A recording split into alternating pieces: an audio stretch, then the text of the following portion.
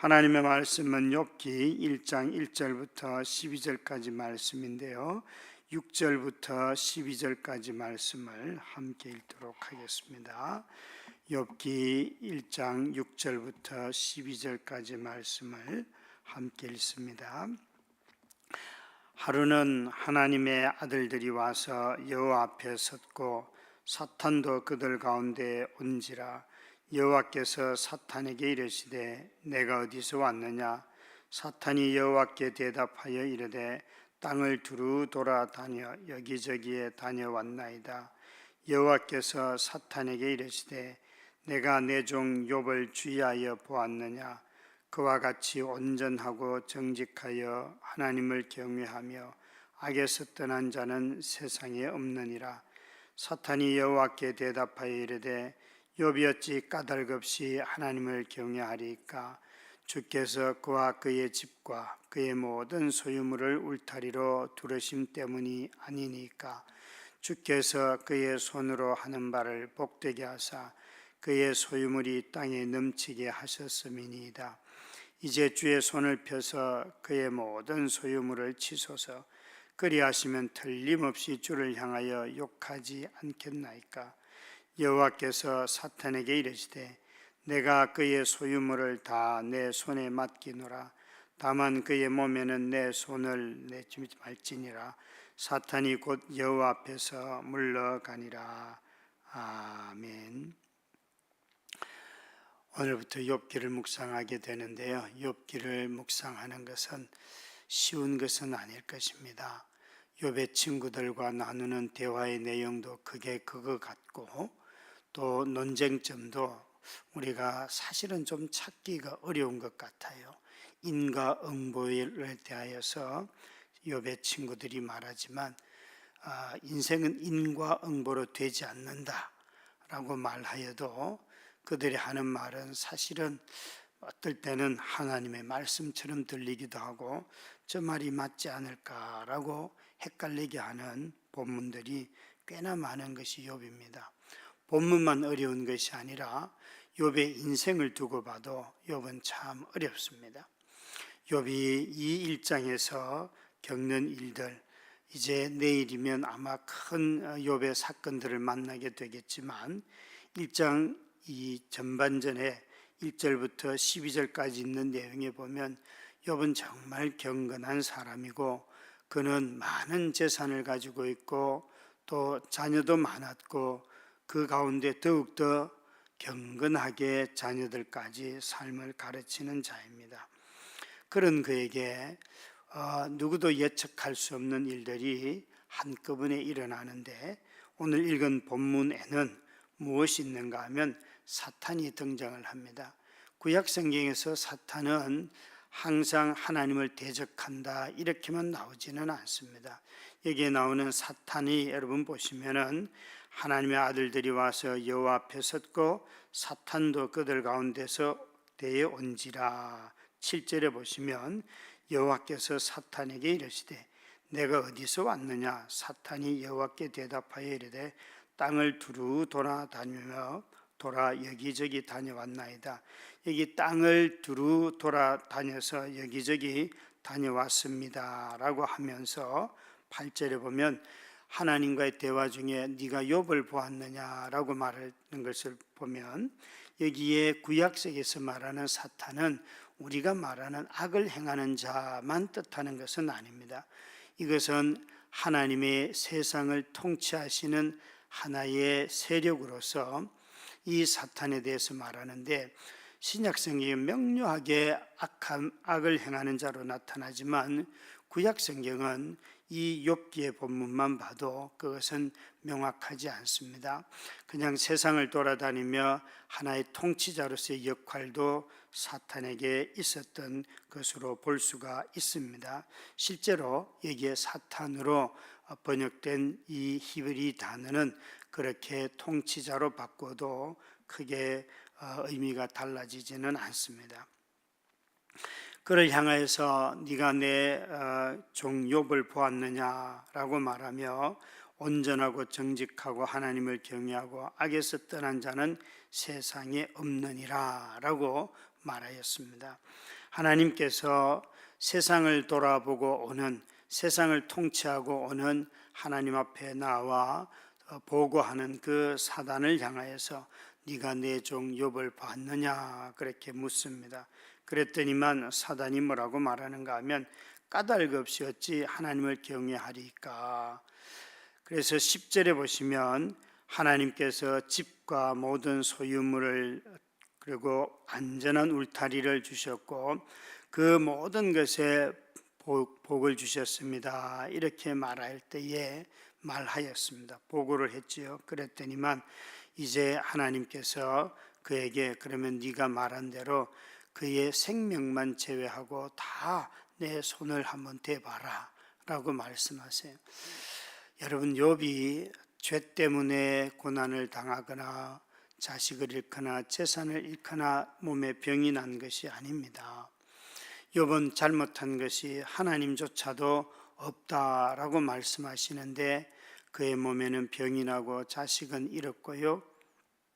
그리고 이 욥은 모든 재산을 다 잃었습니다. 그런데 놀라운 것은 이런 일들이 우리 모두는 다 저 사람에게는 까닭이 있어서 하나님을 경외할 거야 라는 방식으로 참 많이 설명합니다. 어제까지 GCM 세미나 CTC에서 하는 교회 개척학교를 다녀왔습니다. 160명의 목사님들이, 전도사님들이 교회를 개척한 분들입니다. 또 할 분들입니다. 모여서 같이 강의를 듣고 소그룹으로 대화를 하고 함께 교제를 하였는데요. 그 중에 무려 95명은 이 세미나에 처음 오신 분들이고 처음 개척을 시작한 분들입니다. 참 전국적으로 많은 분들이 개척하고 있는데 그 새로 오신 분들 중에 저희 소그룹에는 7년 개척하셨는데 지금도 여전히 10명인 분, 또 개척한 지 1년도 채 되지 않았는데 자기 집에서 가정에서 예배를 드리고 그분은 아주 우수한 학업을 하셨던 분이라서 교수님들이 네가 교수 요원이 되면 좋겠다라고 할 정도로 아주 뛰어난 분이신 것 같아요. 그런데 개척을 한 지 10개월이 지나서 아내가 심한 병이 나서 어떻게 할 수도 없는, 그리고 집에서 부모님과 자기 가족과 함께 예배하고 있다고 말하고 있어요. 그 눈에서 뭐라 그럴까요? 분노가 이렇게 인다 그럴까요? 어떤 강의를 들어도 마음에 불편하고 따지려고 하고 그 마음을 이렇게 보면서 저는 아무 말도 할 수가 없었습니다. 오히려 그분에게는 강의를 하고 또 함께 대화를 하는 모든 것들이 다 불편하게 여겨지고 7년 동안 사역을 했어도 여전히 10명이 되지 못하는 그런 성도들을 보면서, 숫자를 보면서 괴로워하고 자신이 뭔가 잘못했는가라는 것을 다시 스스로 정죄해야 하는 그런 사역자를 보았습니다.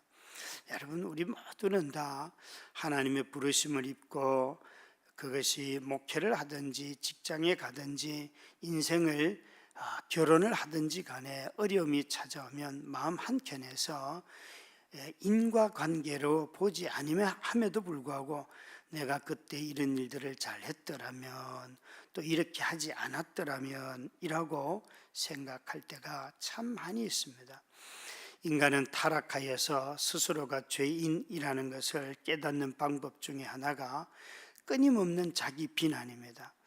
특히나 우리 사회처럼 이렇게 열심을 강조하고 노력을 강조하는 사회는 정말 너무나 많은 사람들이 노력 자체를 신으로 섬깁니다. 네가 덜 노력해서 시험에 합격을 못하는 거야. 어제 저녁에도 학원에 간 막내를 데리고 오면데 막내가 첫 시험을 분명히 봤어요. 수시 첫 시험을 지난주 토요일을 봤는데 그 시험을 보고 나서는 자기가 분명히 최선을 다했음에도 불구하고 다음 시험을 못 칠 것 같은 두려움과 공포에 사로잡히고 그 염려에 가득 차 있으면서 아빠 공부가 안 돼 이러면서 막 이야기를 해요.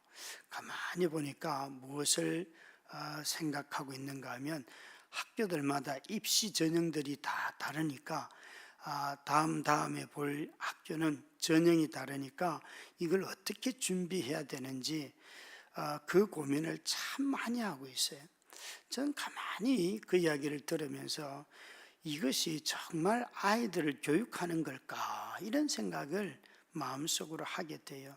노력을 하고 열심을 내고 최선을 다해서 내가 수고했구나, 최선을 다했으니까 기쁘다, 이런 좀 교육 방법이 없을까.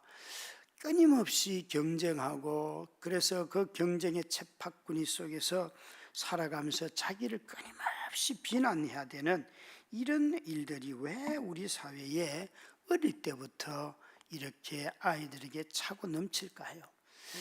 여러분, 어쩌면 이 잘못된 사회 시스템이 어린 자녀들의 그 자녀들의 어린 시절부터 끊임없이 자기를 비난하게 만드는 구조를 그들에게 우리가 가르치고 있는 것이죠.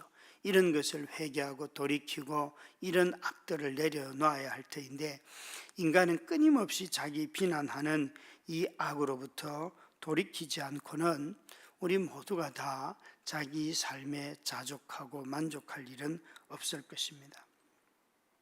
여기에 욥의 친구들은 그렇게 했는데, 욥은 분명히 그가 온전하고 정직하여 하나님을 경외하면서 악에서 떠난 자라 성경은 말하고 있습니다. 이 사람이 고난받을 이유는 하나도 없습니다. 그러나 그가 고난을 받았지요. 그래서 하나님께서 이 사탄의 말처럼 그러면 네가 가서 네가 말한 대로 까닭이 있어서 하나님이 어떤 것이 주신 것이 있어서 네가 욥이 나를 경외하는지 한번 시험해 봐라 라고 허락을 하셨습니다. 이것이 욥이 고난을 받는 이유입니다. 우리 모두는 다 고난의 이유를 알지 못합니다. 그러나 욥이 받은 고난의 이유를 가지고 우리 고난을 이해한다면 적어도 하나님께서 이 고난조차도 허락하신다는 거죠. 이 말을 당장 받아들이기 어려울 것입니다. 여러 과정을 거치면서 하나님이 생사화복을 주관하신다라고 기도 중에 자주 사용하는 이 생명과 복, 생사화복, 이것이 화와 복, 생명과 죽음, 이 모든 것이 다 하나님의 주관하에 있다라고 우리가 정말 믿는다면 우리는 그 일들을 당할 때에 이것도 하나님이 나에게 주시는 것이구나 라고 말할 것이지만, 실제로 생명이 풍성하지 않고 죽음에 갑작스런 죽음이 찾아오거나 또 이유도 없이 알 수 없이 화가 찾아오면 이런 것을 하나님이 주십니까? 라고 따지게 되고 자신의 의가 가득하여서 분노하게 되지요. 그것이 우리의 모습인 것입니다. 우리 모두는 다 기도한 것처럼 사실은 자신에게 일어나는 일들을 즉각적으로 수용하지는 않습니다. 그것이 또 다른 인간의 하나님을 경외하는 자들의 한 모습이기도 하고, 다윗을 통하여서도 시편을 통하여 우리는 그런 경건한 자들을 많이 만나게 됩니다. 그래서 결국에는 우리가 생사화복의 주관자는 하나님이시구나 라고 그 허락하심을 인정하게 될 때에 그때부터 나의 삶으로 수용하고 내 삶을 살아가게 되지요. 여러분, 여기에 온전하고 하나님으로부터 인정을 받았습니다. 그의 온전함과 정직함과 그리고 하나님을 경외하면서 악에서 떠난 자는 세상에 없다라고 했는데, 여러분, 이 세 마디의 말씀들을 들으면서 누가 떠오르시는지요?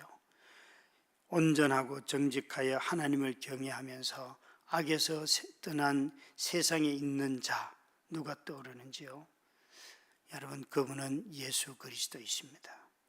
구약 성경은 다양한 인물들을 통하여서 예수 그리스도가 어떤 분이신지를 우리에게 알려주시는데, 그분은 이 땅에 몸을 입고 오셨고 그분은 여러분 이 모든 것을 온전 정직 하나님을 경외하며 악에서 떠난 자이셨고, 그는 아들을 잃은 적은 없으나 자신의 생명을 잃었고, 욥은 자신의 생명을 잃은 적이 없으나 예수 그리스도는 이 땅에 오셔서 생명까지 잃으셨어도 죄가 없는 분이십니다.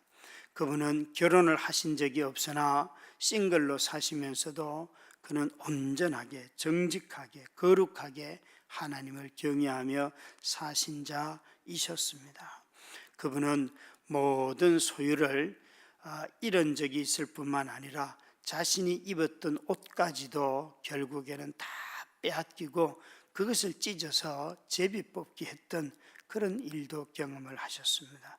그분은 자신의 몸에 욥이 입었던 이런 종기가 나서 벅벅 끓는 정도가 아니라 자신의 피 한 방울까지 다 흘리신 그분이 바로 이 구약에 나오는 욥인 것입니다.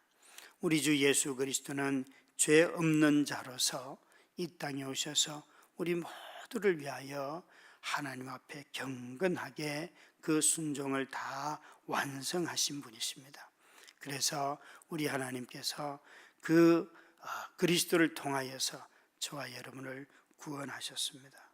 하나님이 찾으시는 경건한 사람, 이 땅에서 오직 한 분 그리스도밖에는 없습니다. 그러나 하나님은 그 경건하신 자 그리스도를 믿는 우리를 경건하다 하시고 의롭다 하시고 우리 모두를 날마다 의의 열매가 맺어지는 삶으로 초대하십니다.